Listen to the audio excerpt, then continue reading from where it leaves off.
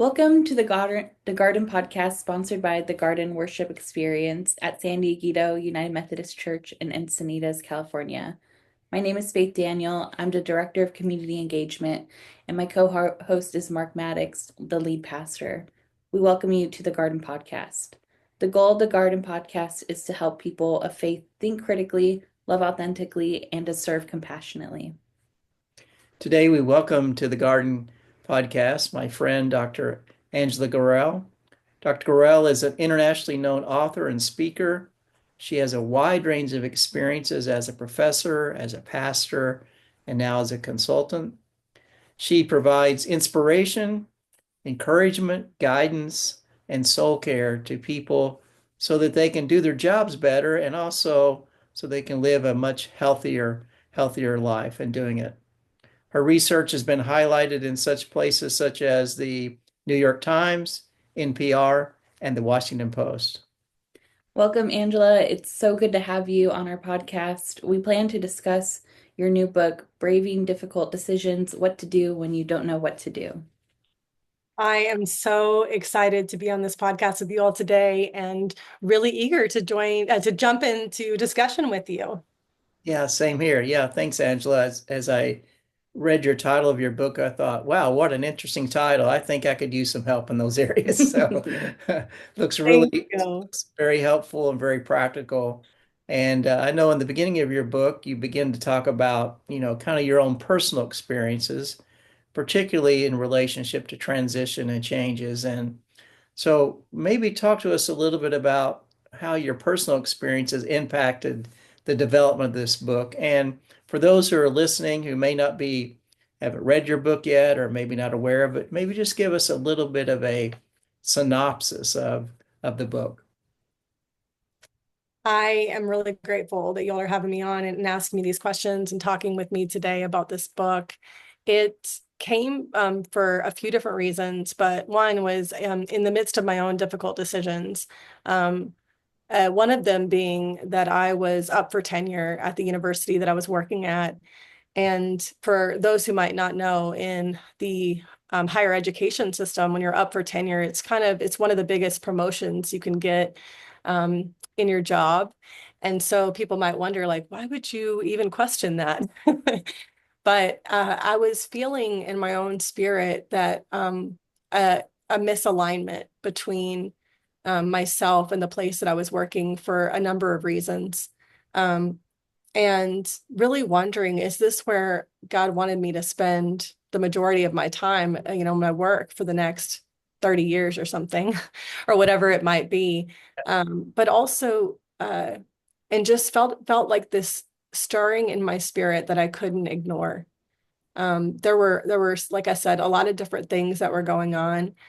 And I don't even know that it's as important to talk about what was going on, except to say, like, to make it more universal. Like, for anybody who's listening, I think you probably know when you feel a stirring in your spirit and you can't ignore it. Like, I need to think about this. I need to meditate on this. I can't ignore it.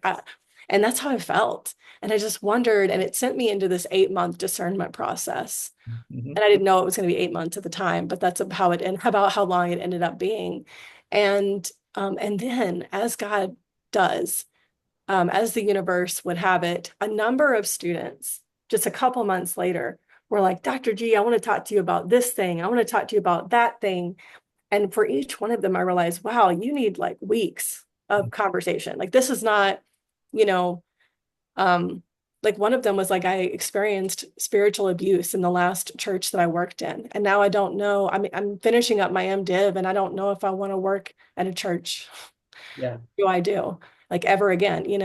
Another person had found out some stuff related to fertility and, just big things that were shifting their understanding or that could of themselves, of God, of their vocation. And so I thought maybe we all need to be on this journey together. We need to think about our stirrings together. And so I created this discernment group and we met on a regular basis in my living room throughout the semester. And And so as I'm trying to discern myself, I'm walking with these students who are trying to discern. And then I start reading books on discernment. And I'm like, oh, this is really interesting from this book. Wow, this book is really kind of esoteric. It's going to be difficult. Like it's sort of elusive. It's like, ooh, it felt a little woo-woo, some of these books. Like, oh, I don't know if this is very, as a practical theologian, I'm like, this is not super practical. It's like interesting how God might be speaking or doing, But Right. then sometimes I read books that were so practical, like the 5 questions you need to ask. And I'm like, Right. I Right. don't like this is more nuanced than that. Yep. And so I found myself wanting to draw from all these different books that I was reading. And then I also thought about all these traditions in the Christian tradition, like the Wesleyan quadrilateral, or I was thinking about Quakers and their ability to sit in silence with each other and do, their committees where they ask these capacious questions. I thought about just all, and I was like, what if we had a book that integrated sort of the best disciplines and practices from all these different traditions and all these books that I'm reading into a journey? And then the final thing that I thought was I started reading the autobiographies and biographies of people throughout history who had made difficult decisions. And I was trying to figure out what was their process? What might I learn from them? And then I put it all into a journey that starts with a stirring and ends with hopefully sated joy, even if Uh-huh. it's just for a couple of minutes where you sit at rest, at peace with this new story that you're living into. Yeah. And I would think with that, in the midst of that stirring, in the midst of that discernment process, while you don't really know what's next, it's got to be a time of, I mean, it's got to be challenging and hard, right? Because it's not an easy process. No, absolutely not. And so the book is not simply just like, you know, like do this thing and, in 5 minutes and like you're going to have the answer, but it's also, so it's not prescriptive in that way. It's more just you could open yourself up to others in this way. You could try these things. You could next, like, try to listen for the Spirit of God in these ways. So, for example, one of the most, I think, when I did research from everyday people. I interviewed a number of people, and 7 of their stories appear in the book who've made difficult decisions. And then I also did some open-ended questions on Facebook for qualitative research, where I'm like, okay. And in qualitative research, basically what you do is you get a bunch of answers to an open-ended question, and then you categorize them and put them into groups. And one of the questions that I asked was like, what makes difficult decisions difficult? Mm. And it was really eye-opening and helpful because I realized there were some things that I heard over and over again. And I was like, oh, we need a chapter. I need a chapter that addresses this. And one of those things was, how do we hear from God? Mm. Mm. And the thing is that it's very important to say that one of the complex things about difficult decisions as spiritual people is that we always want to say that we've heard from God with great humility. When we look at the wisdom literature in the Hebrew scriptures in the Old Testament, what we see again and again is this great humility with this idea of wisdom. Wisdom is a journey, it's not a destination. And what we see in history and from all different kinds of people is that God talks in a lot of different ways to people. To some people in dreams, God shows up in synchronicity, this idea that like we see the same things over and over again. And maybe God's wanting us to pay attention to this thing. And like even in my own life, like last night, when I was a kid, a figure in the Bible that was really compelling to me was Moses. Mm. Because I had a severe speech impediment when I was young. Mm. And this is like a whole nother, we could go down a rabbit hole. Yeah. What I'm trying to say is that I'm actually working on a new project, and it's really stretching me right now, like stretching my sense of my own competencies and all this stuff, right?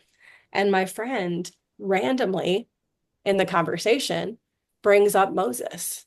Mm. Like, oh, that feels very like feels like synchronicity to me. Like when I was a young child and didn't know if I could do this thing, Moses was an image for me. And then now as an adult, when I'm trying to do this thing and I'm not sure, Moses is an image for me. So God talks to us in all these different ways. And basically, I think it's hard because difficult decisions have a lot of nuance. They are complex. And hearing from God requires humility and fear. Wisdom is a journey, so it's all of that's tangled up together. Yeah. Yeah. Yeah, that's good. Yeah. So your book uses the metaphor of life as a journey, not just a journey that you do alone, but with others. Can you unpack that for us? Yeah, I do. I've been thinking a lot and utilizing a lot this journey language, both in this book, but also in my work outside of this book.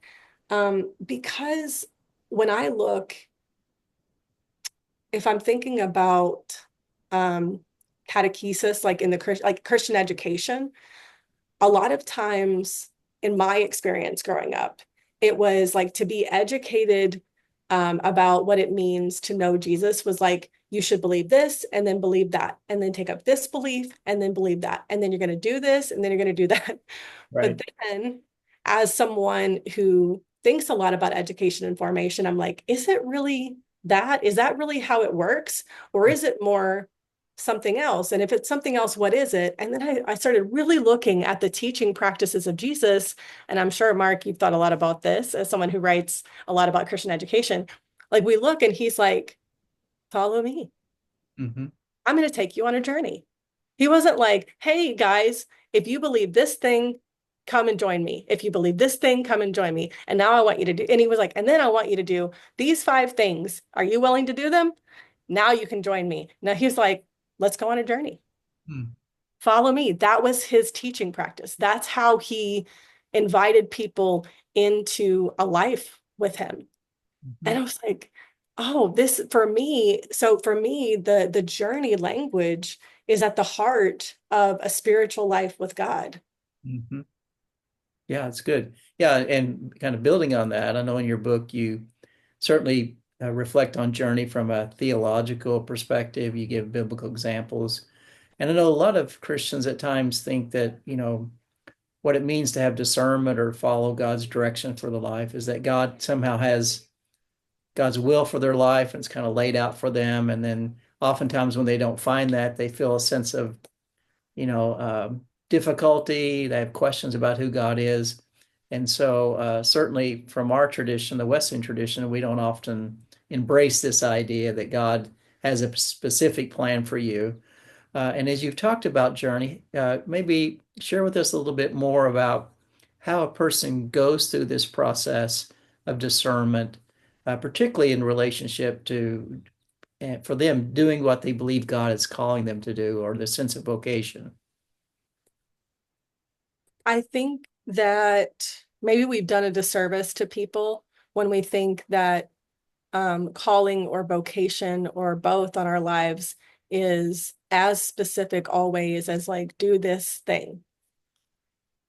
I think that there are times in our lives when we feel in a particular moment like this is the thing that I need to do. Right. And I think this is the thing, again, humility, that God has invited me into and to do.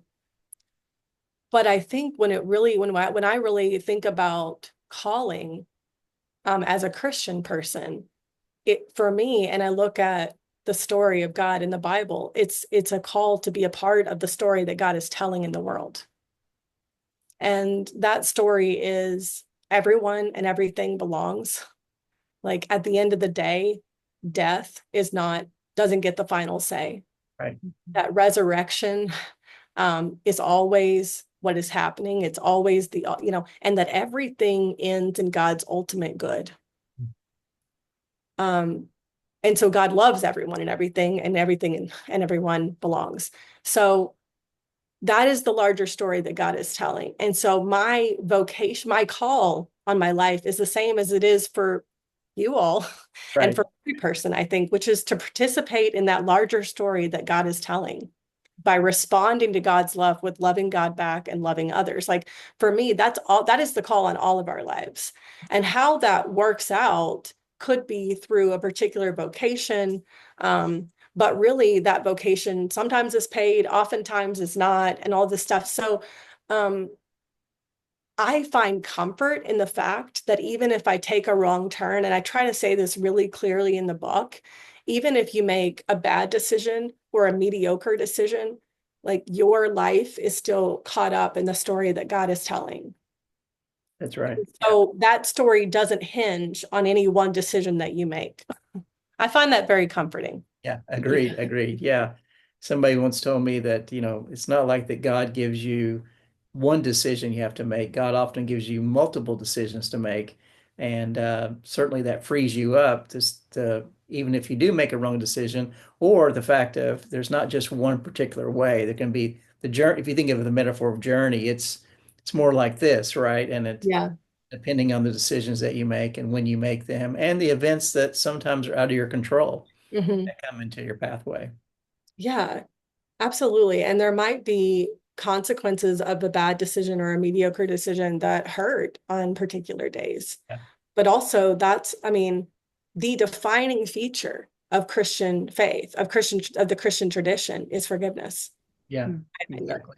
And so, and like, I mean, and we forget it too often, I think, but like that's always available to us. God's forgiveness, we can forgive ourselves, we can forgive each other. Yeah. Yeah.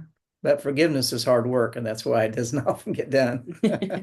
Yeah, and also as Miroslav Volf, my friend now, because he's my former boss, but now friend and colleague in theology, he says forgiveness comes in droplets. Mm, And I really love that imagery because it's very helpful in a world where we love efficiency. mm. Yeah, And yeah, and then also he talks about in his book Free of Charge that forgiveness is a gift that we offer to others. It doesn't mean they take the gift. that's um, right. Yeah. but it is, and it's because he really pushes back on this idea that like I forgive others so that I can be free. And it's like, no, we forgive others so that they can be free.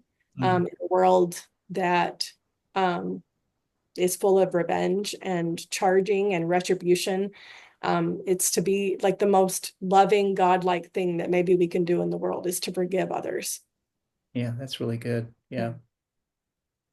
So you interview several people about their life journeys throughout the book, and you include some biblical and also historical examples of people who have been through difficult transitions in life. Can you share with us one of those stories that you found really helpful or enlightening? Well, there's so many that I mean, I put them all in the book because I love them Yeah. all. They're really, I mean, truly, these are some of the most remarkable humans that I could find throughout history. But also, I want to give a shout out. Like, there were several people, like Christian Peele and Ryan Ramsey, who, when I called them and texted them, I was like, "Who would you put in this book?" They gave me list of heroes and sheroes throughout history, and I loved that. And so, this book has stories from the 1100s to now. So people who are still Yeah. living today to the 1100s. So. Um, one of the people that I highlight in my book is John Perkins. John Perkins, grew up in the rural South and was, as many people would think, like fortunate enough, in quotes, to move to Southern California, where I live, and to do good work out here, do ministry out here. And like life was grand, really, for him and his wife and his children. And then all of a sudden he felt this pull, like I need to go back to where I'm from. And this was at a time when segregation was happening, when overt racism was very common, the separation of Blacks and white people in the South, like by like in a building and so on, right? So um, he says to his wife that he wants to go back, and she's just like, "I'm sorry, what?" Come again? Like everything is going well here. What do you mean?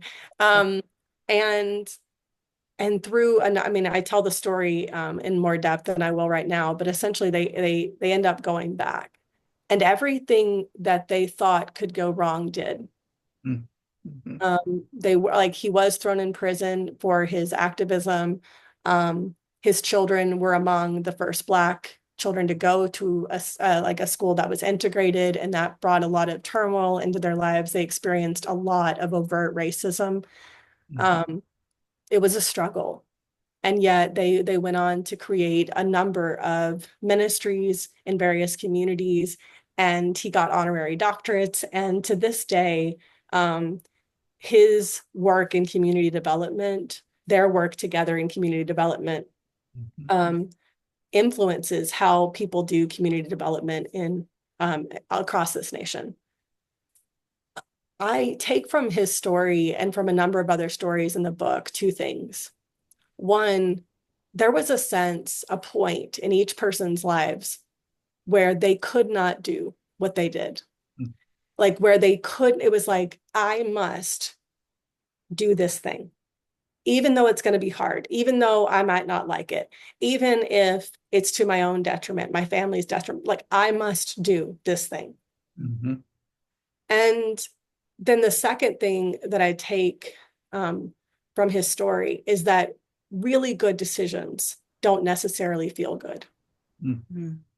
And I think that we can have a sense in a nation, in a time in history that is very focused on happiness as being the ultimate end of a good life. I do retreats on the Life Worth Living retreats, where we talk often about like, what are you postured toward?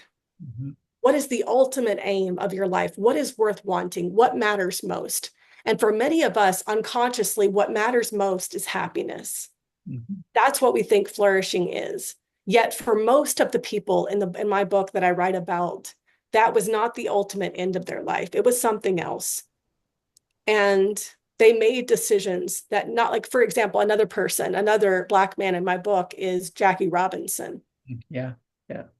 Jackie Robinson chose to do what he did for the sake of every other Black player who would want to be a part of the MLB. And he did so to his own detriment. His autobiography is called I Never Had It Made. Right.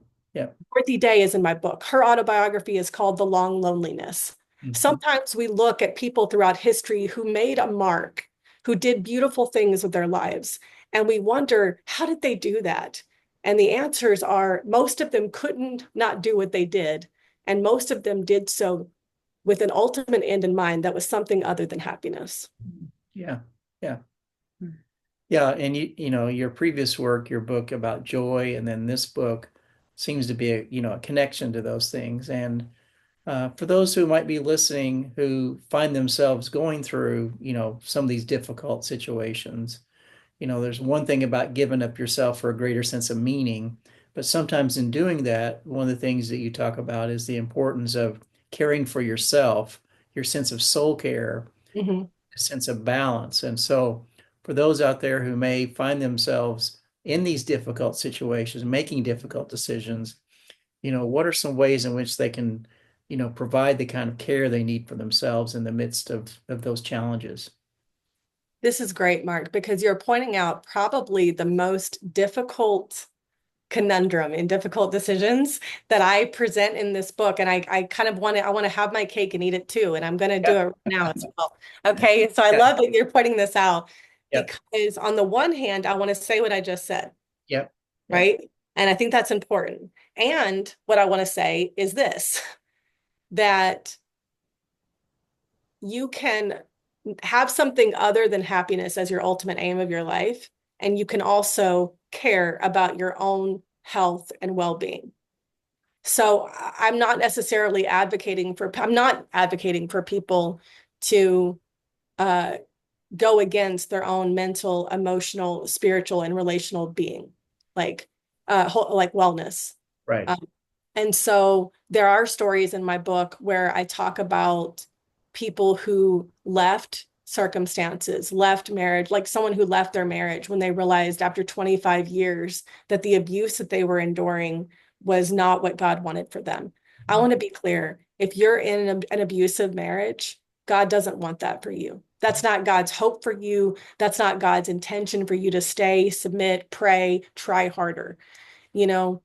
I also think that there are times when in order to do what God, like in order to participate in that larger story, in order to have your life be about something that you think matters most, is to take time out to care. Like you can't sometimes do the good work in the world that you want to do, you feel called to do, that God, is doing in your community when you're totally depleted as a human being. Right. Or when you're working against like your own values. That will weigh on you mentally and emotionally. And so you have to have some way that your own soul is sustained in the midst of difficult things that you're doing.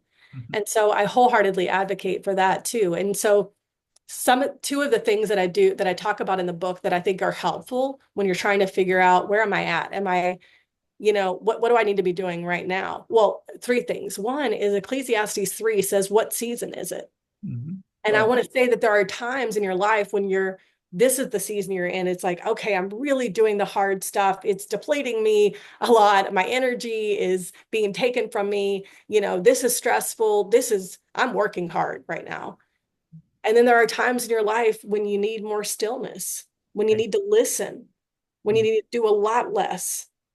So what season is it? Second way to kind of do some filtering and think through your decision is, I think sometimes we want to ask very restricted questions, like, is it like we want to do a pros and cons list, right? Kind of Right. stuff. Yeah.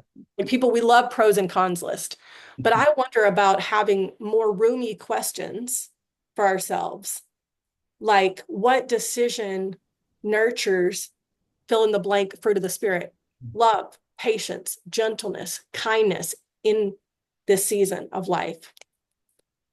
Um, what decision takes me toward wholeness and healing? Mhm. When I look at Jesus's ministry, that was like the heart of his ministry. He was constantly, it was marked by wholeness and healing. Yeah. So Yeah. for me, that's a good question that can guide our decision-making process, right? So I have a number of questions in one of the chapters of the books that we can choose to help guide our thinking related to this.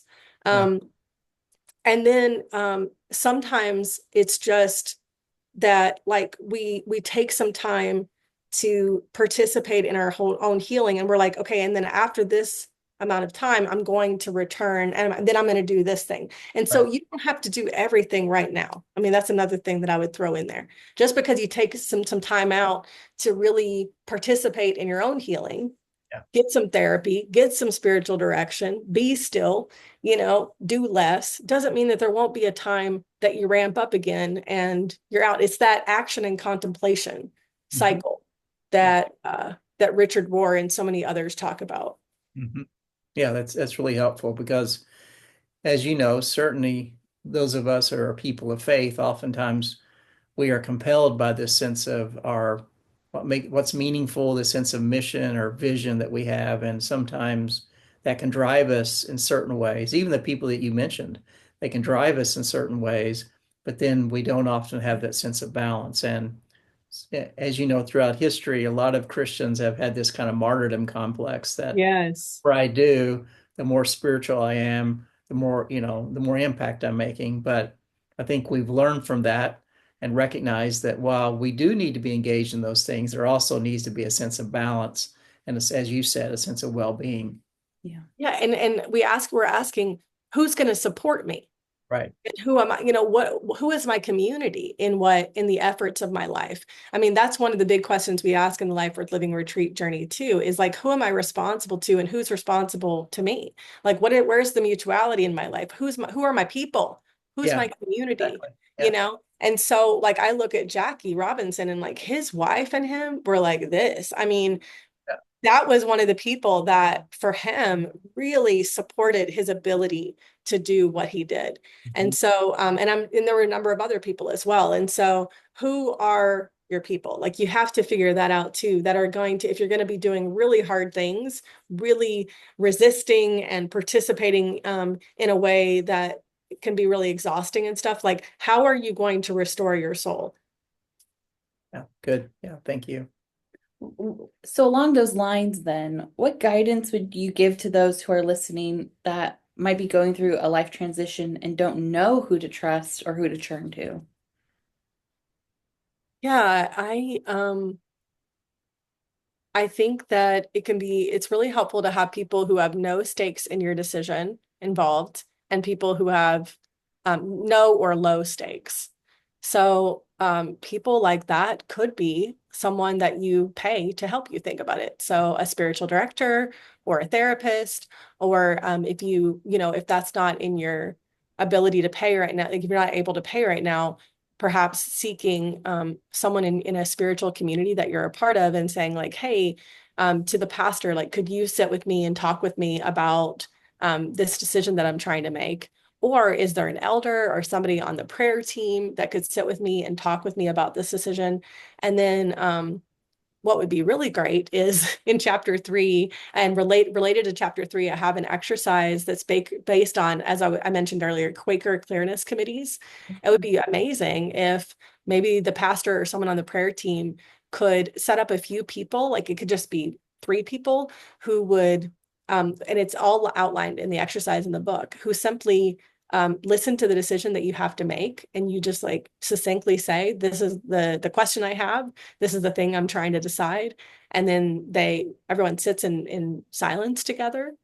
And then the people who are there like ask you open-ended questions about your decision. So not really like, would you like to do this or do that, but more open-ended, like, if this were to happen, what comes up for you? If that, and so after a number of minutes and it's all outlined there, you pray together and that's it.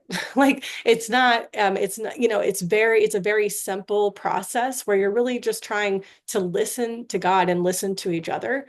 And that can be done in person or online. It can be done in 30 minutes. It could be done in an hour and a half. You could even have, if the spiritual leader in a community knows, oh, 3 people are wrestling with something because they've all come to me, just like I did in my living room. Let's get you all together. And you could do 3 different listening sessions for each other. And then you could also, I encourage you to invite a couple people who have higher stakes in your decision, either because your decision will impact them or because they know you. So this could look like asking people that you work with. It could look like asking a family member to talk with you about it. It could look like asking like one close friend. And knowing who to trust, you're looking for people who, and what I encourage you to do is just be as direct and clear with people as possible. I'm looking for someone who will ask me questions about my decision, like that I can like think through it as much as possible, and who will sit with me as I struggle with this. I don't really need, and like or I would like advice. If you were me, what would you do? Like, if you want that, you can ask, they can tell you. But know at the end of the day that you're the only person who knows your story intimately. You're the person who will be primarily impacted by whatever you do. And so I think it's just finding people that you think will ask you questions and will sit with you as you struggle. And I hope that's helpful. Yeah, that's good. Yeah, very helpful. Thank you. Yeah, and I mentioned earlier your previous work, around the areas of joy, and you mentioned some of that as well. And this book really is focused on, how do you make decisions? How do you have a sense of meaning in your life? As you said earlier, it's not about happiness so much, it's more about this deeper sense of meaning. So maybe as a final question, maybe kind of wrap together a little bit the connection between your focus on joy and how that relates to this sense of meaning in life and work, and how those two are connected. Yeah. Thank you. When people ask me, my first book is about social media called Always On. And then my second book is The Gravity of Joy. And now this new book, Braving Difficult Decisions. People are like, okay, what ties your work together? And I'm like, so thank you for that question. I would say first that I really love to talk about the things that keep people awake at night. Yeah. And I feel like, for social media, even to this day, like there's a lot of questions we have about it, and AI and everything, right? When it comes to the gravity of joy, I was studying joy at Yale, and I did so for 3.5 years. Like, that was my job, to research joy.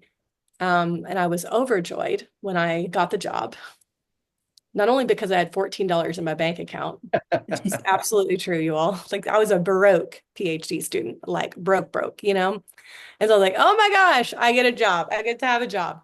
I get to pay my bills. But also I get to work with Miroslav Volf and study joy. That is the cherry on top. But then 8 months into the project, 3 of my family members died in 4 weeks. And all of a sudden life was not joyful. It was a long walk toward death, is how I thought about it. I sank into depression, really lost my sense of where is God in life, in my life specifically.